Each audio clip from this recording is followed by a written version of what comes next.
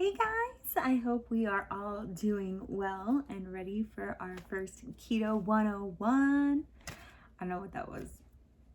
Uh, I literally just filmed this whole video and realized I did not hit record.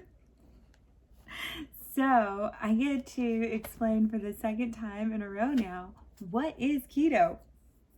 And I figured last time was just a practice run, so I'm gonna go ahead and just kind of start talking. And this is gonna be, I feel like, to answer this question, what is keto, is like, for me, I've been struggling with how do I tell you guys all what is keto, because there's so many different things that I think you have to think about to fully understand what is keto, because a lot of people think keto is a diet, and that's just not true. I feel like keto is, we have to think of keto or being keto almost the same way that vegetarians or vegans or pescatarians think of themselves. So the same way you would tell someone, oh, I'm a vegan, that's how you need to think of yourself as keto, because it's not just I'm going to do this diet, lose weight, and then go back to how I was eating before. This has to be a lifelong thing. And once you understand why, how keto works, you'll understand why you can't just stop, and you can't just think, oh, I'm going to do this temporarily, see the changes, and then go back to how I was. It doesn't quite work that way. So it's important, in my opinion, to understand how keto works, what it really is, what's going on within our bodies that is producing ketones, and what these ketones are doing. So let's kind of start there. So keto, first off, is short for the word ketosis, which is a state that we are able to get our metabolism to, and it's a product that our liver will produce when reducing carbohydrates and eating certain fatty foods. So when we do this, when we reduce our carbohydrates and when we add in healthy fats and more fats to our food, our liver, when it processes that, is going to spit back out these little ketones. And ketones come out, and it kind of is from our liver, and it's kind of like these little molecules that come out, and a chemical that gets released into our bloodstream and our brain. And mitochondria is a little energy that also gets produced when we follow a keto diet, and that kind of jumps onto our muscles. So there's a lot of things that happen when we follow a diet or a meal plan that promotes putting our metabolism into ketosis. And being in ketosis affects our body in a number of ways. So the first thing to kind of understand is what ketones do within our body. Why do we want ketones in our body, right? Because ketones are going to do a number of things for us. So when our metabolism is in a state of ketosis, we're basically sending up our ketones to the brain and telling our brain, hey, we're going to use fat to fuel ourselves as opposed to these carbohydrates that we've been using. So a lot kind of happens there. There's a lot of change going on within your body and how your body processes things, which we'll get into towards the end when we talk about transitioning onto a keto diet. But basically, you have these things going on now, these chemicals kind of going into your brain that help clean out your brain. And a lot of people experience, when they switch to a ketogenic diet, they experience a lot of clarity, and they're able to focus more, and less brain fog. So there's a lot of benefits that ketones give us for our cognitive abilities. And a lot of people actually are finding ketogenic lifestyles to be promoting of healthy cognitive disorder and helping to reduce, in some cases, symptoms. A lot of people on Alzheimer's have recently been going in studies and showing positive results with their Alzheimer's by following a ketogenic diet and getting the ketones to help kind of clear up their brain. For me personally, I had terrible migraines my whole life, and switching to a ketogenic lifestyle, I haven't had a migraine in probably a year and a half at least, and I've been on keto or been following a keto lifestyle for almost 2 years, or about 2 years now.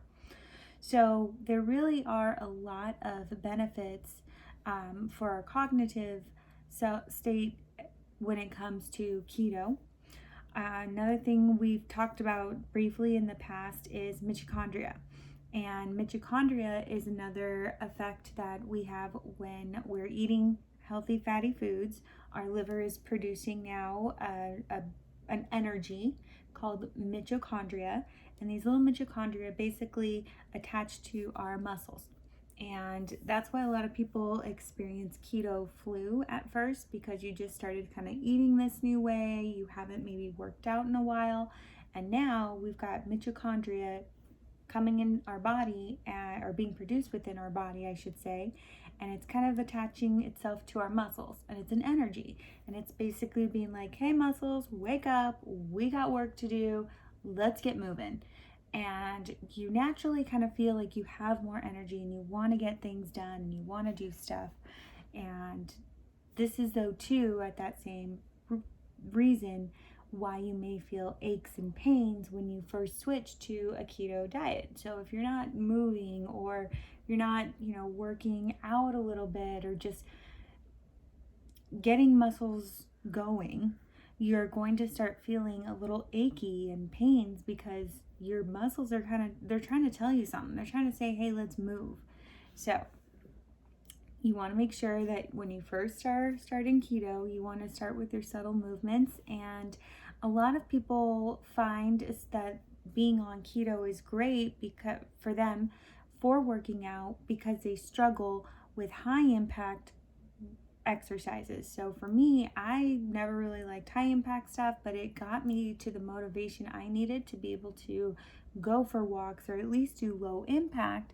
And because I was doing something and my muscles were telling me, hey, get up, get going, it was impacting me. And it was making me want to work out more. And I was, like I said, I would never have classified myself as an active person before keto. But being on keto, it felt like my body was telling me, you have to work out. Otherwise, I couldn't sleep. I would stay up and I would just be like, I'm wide awake, I'm wide awake, I'm wide awake, because your body is producing an energy that you need to do something with, okay? So, what else do ketones in our body do? One of the other things that ketones do is it produces, ketones actually travel through our bloodstream, okay? And these are, again, almost like a fatty absorbent acid, and they're going to go through and they're going to kind of clean up our insulin.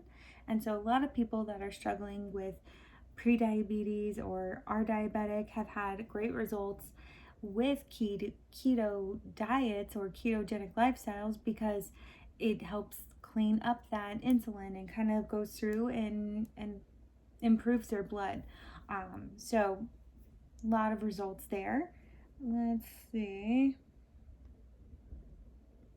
Okay.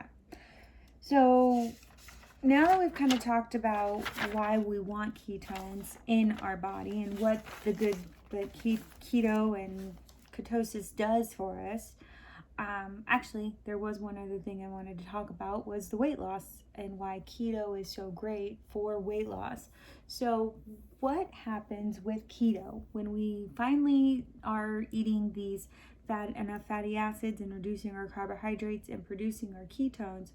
Our brain is being told to switch from carbohydrates to fats for fuel. And we're going to get into food in a moment, but once our brain is using fat, or being told, hey, we're going to use fat for fuel instead of carbohydrates, your brain is going to start to you're going to start to find you have more energy because you've got now a built up storage supply of fats that your body is going to start to go off of for burning for energy. So before you were using carbohydrates, and when you were using carbohydrates to fuel yourself, you would eat your lunch, feel very full, maybe go work for a few hours, and then when you're hungry again, you'd replenish them with more carbohydrates, not letting you burn off the storage supply that you built with those carbohydrates. So as you eat a carbohydrate diet, you're constantly kind of having to refuel it. Whereas with a keto diet, your brain is now being told, hey, we're going to use fat for fuel as opposed to carbohydrates. And so once you eat your fatty meal for the day, you may not necessarily be hungry because your body doesn't need energy the way it does with carbohydrates. It doesn't need to be replenished because you've got a fat storage here, maybe in here, you know, everywhere. I got some down here, you know. I mean, it's like you've got all this fat built up and it needs to go somewhere. So while on keto, you're not going to I personally never really was hungry a lot because and felt like I still had a lot of energy because I had that supply that I needed to burn through. And so keto helps you lose weight really fast because you're burning a lot more energy and you've got the energy supply to burn, if that makes sense. So now that we've talked about how keto works, how ketones in our body work, let's talk about how to get our bodies into keto. So the food that we eat is going to determine what fuels our body. And we basically have two ways that we can fuel our bodies. We have carbohydrates or we have fats for fuel. Both of these work. So a lot of people think that, you can't have one or the other. You need to have both. We just need to find what the right balance is for you. So if you're trying to lose weight, you may want to start with first getting into keto, eating those fats, and then maybe slowing down a little bit and letting your body do its thing, and then using your carbohydrates to balance out once you need to get into a maintenance mode. So carbohydrates do have their place, okay? Also, a lot of people have done diets where they are able to do high carbohydrates, high intense workouts, low fat. Or you can do high fat, lower intense workouts, and low carbohydrates. It doesn't work to do both. I watched a study where they took 200 people, 100 women or men that they did with a high carbohydrate, low fat diet, and then another 100 people that did low carbohydrate, high fat. And the results were about the same in either way. The difference, or the thing that makes the biggest impact, is your consistency. And your consistency to be able to eat low carb, high fat, high carb, low fat. It can't be, again, it's got to be a balance between the two. So to get into, though, the fat burning stage of ketosis, we want to promote our body fat burning stage by telling it, hey, we're going to start using fat. And so to get into eating fat or burning off of fat, you need to get into eating fat. That doesn't mean, just sit there and eat butter all day. I mean, this has to be, a gradual process. But it does mean to reduce those carbohydrates. Again, I like to do, I would always set a goal myself whenever I would eat my meal to do 75% fat in my food, 20% protein, and 5% carbohydrates. So for me, what that would typically look like is maybe I eat a big fatty piece of steak and a small side of vegetables, or a small salad with ranch dressing, and maybe I get a side of sour cream on or put tons of butter on my steak. So you want to try to make sure that you're getting in clean fats to help produce those ketones. So once we start eating fats and telling our liver, hey, we need you to produce these fatty acids, it's going to help tell our brain, hey, we're going to use fat for fuel, and you're going to be able to start burning off through that fuel supply. Okay, so we talked about what ketones are, how to get them, what to eat to promote that, and how we talked about balance. Let's see. And consistency. We talked about consistency. That's going to be the thing, I think, though, that is probably the biggest takeaway that I could tell everyone is to consistently fuel your body off of fats. And again, you want to think about what we're doing to our body and to our brain, and some of the things that we don't think about are going on behind the scenes. So cravings, your body is going to fight you on this. Your body has been fed carbohydrates since before you were born, and processed foods since before you were even born. When your mom was pregnant, if your mom was anything like mine, she grew up in an era where she primarily ate processed foods, and the push for convenience was there in the 80s. So if you're a lot of millennials and Gen X, younger Gen X people, we are the first products of heavily processed food diets during pregnancy. And so, there's a lot about food that wasn't known then that we know now, and how harmful processed food was. But we have to think about and forgive ourselves, because our brains are automatically just kind of programmed for this. We've grown up eating this our whole life. A lot of processed food has sugar, and sugar is a drug, and it's a poison for our brain. So we are going to be very much, when you start this lifestyle, you're very much going through a detox and having to fight your brain and your body on things that you've done, without thinking your whole life. So these next couple weeks, be very forgiving with yourself, and really try to listen to your body and what your body is telling you. Because when you have these cravings, it's important to think about, what is my body truly craving right now? Because we know now how our brain works with food. We know how our brain works for fueling itself and energy for our body. And so we know that our brain is going to fight and say, hey, no, I want sugar. A lot of times when we're craving something sweet, it's a sign of dehydration. A lot of people get keto flu in the beginning and they crave bananas. Bananas are a higher source of potassium. So you may not really be craving the banana, but your body is probably craving some potassium. So it's important to understand how your body is working, what's going on with your body when you eat certain foods, and how can you overcome, because now we know, okay, I don't really want this banana, I don't want this sugar, but there is something in this that I do want, or there is something that my body needs right now, because my body's craving something because it's trying to tell me something, right? So we understand now what a craving is. We understand our body is going through changes. So we need to stop and ask ourselves, what is it that I want my body to have right now? What is my body trying to tell me? What do I really want my body to have right now? Because my cravings are saying, hey, I want this cookie. But I also know that I'm detoxing from sugar right now. So my brain's going to tell me I want a lot of sweet stuff. I haven't had some water in a while. Maybe I need to drink something.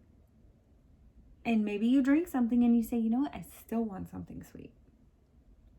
So go ahead and have something, but just make sure that that sweet, or whatever it is you're craving, is really going to be beneficial for you. Because you can still have sweets on keto. It's just about knowing what sweets we can have, what foods we can and can't have, and what foods and what we eat are going to kick us out of that keto state for our metabolism. So again, it's all about kind of protecting that metabolic state of being in keto, where you want to make sure you're in that fat for fuel burning process. Okay, so I hope that I'm making sense for you all so far. One of the best things and bits of advice I can give you all when you're first starting here is that one of the most important things is learning to read labels. Because for me, I set rules in my house. January 1st came and I cleared out everything. I learned to read labels and I threw everything in my pantry, my fridge away that was not going to let my metabolism boost a keto state or boost that keto burning state that I was trying to get into. So I threw everything out that was not keto friendly, and I replaced my flours, sugars, and so what was important was knowing how to read labels and what items I was okay to bring in to my home and what items I could use for cooking. So I'm gonna go over kind of the quick, we got two more things to talk about and then I'll let you all go for today. But we're gonna talk about products to avoid in labels, and then lastly, how to calculate your net carbs. Okay, so for me, again, I aimed for each meal to be 75% fat, 20% protein, 5% carbohydrates, and that was with each meal. But my daily goal was to be within 35 net carbohydrates for the day. So, as far as though what we can and can't have, that's going to be important to know with looking at the ingredients on your label, because you want to read and you want to avoid any kind of starch, any kind of corn products, any kind of flours, oats, grains, so rice, there's so many products that we can't have. I think though that it's more important and it's easier to look at what you can have, okay? So again, we don't want starches, roots, no root vegetables, no carrots even. I know we all think carrots are healthy, but I avoid carrots. There's a lot of sugars and natural sugars in there. No fruits, okay? There are some keto approved fruits that we'll get into in a second here, but overall, fruit has a lot of sugar, even natural sugars. So even things that are naturally sweet, like honey, nothing that's naturally sweet even. So sugar is just any kind of sugar. Try to avoid that as much as possible. We also want to, again, avoid any kind of rice, pasta, grains, breads, anything that's going to be high in carbohydrates. Corn and corn products are another one that I really want to stress, because so many products have cornstarch, corn flour, or high fructose corn syrup, and those are really, really harmful for our system. So those are things to avoid. As far as what to eat, I like to keep my foods simple. Proteins, pretty much any proteins are going to be good. Eggs, meats, chicken, poultry, fish, all your proteins are going to be pretty keto friendly.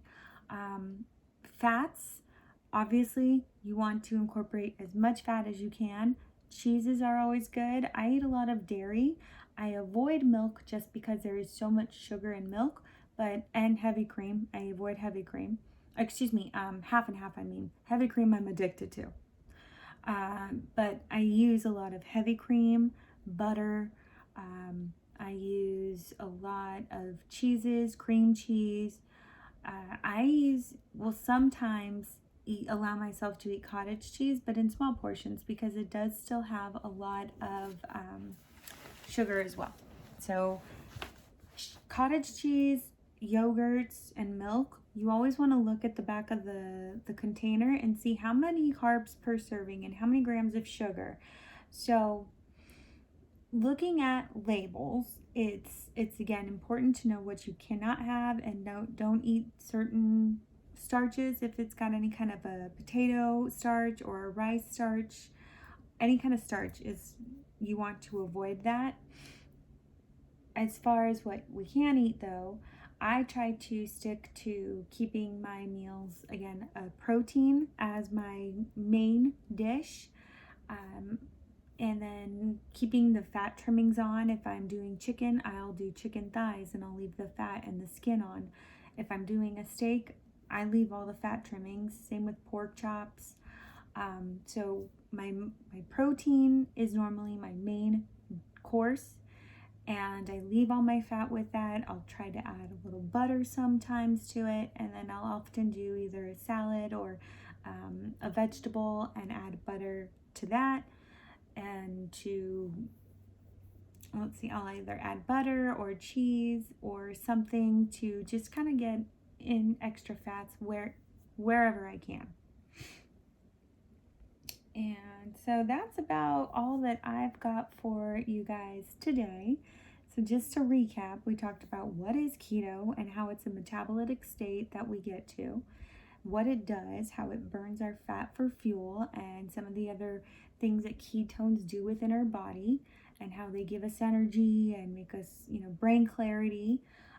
We talked about how both carbohydrates and fat fuel us, and why we still need both, and how to balance, which is, I think balance is going to be really, really important when you get to a maintenance state. So it's really important to know that keto is a tool to use for you for fine-tuning how you want your body and your metabolic state to work, okay? The most important thing, though, that we talked about was consistency. You need to show up for yourself every day. And the reason consistency is so important is because you're seeing how hard your body is working to clear itself off of these carbohydrates. You're going to see in the next few weeks the detox you go through from sugar, the effects and all of this that you're putting your body through to tell your body, hey, let's burn fat versus fuel. The moment you let that go, and the moment you start getting lazy on that or start blending your carbs, you're going to confuse your body. Your body's going to be like, oh, we're going back to carbs again. Okay, so I'm going to go ahead and go back to saving this fat storage, and we're going to use carbs for fuel now. So when you switch, or when you don't follow this for a lifetime, or for a while, it's going to be hard on your body, and you should really be conscious of when you're coming off of keto, or if you one day choose to come off of keto, how are you going to balance that now and adapt to balancing your carbohydrates with fats, because it is very much about a consistent balance, okay? So that's the biggest thing that I really can stress to you all today. Let's see, I just want to make sure I have like 7 pages of notes here, so I want to make sure I covered everything for today. I think I did, so go ahead, and I can't wait for you all to join me tomorrow night for us to discuss our lesson plan, and later in the week and discuss it and just kind of go over how you guys are feeling on keto. It's important to just kind of check in with your body. What am I needing right now? So just remember, when you're having those cravings, check in with yourself. What do I actually need right now? Okay? All right. But I love you all, and I hope you guys have a great rest of your week, and keep it keto. Bye.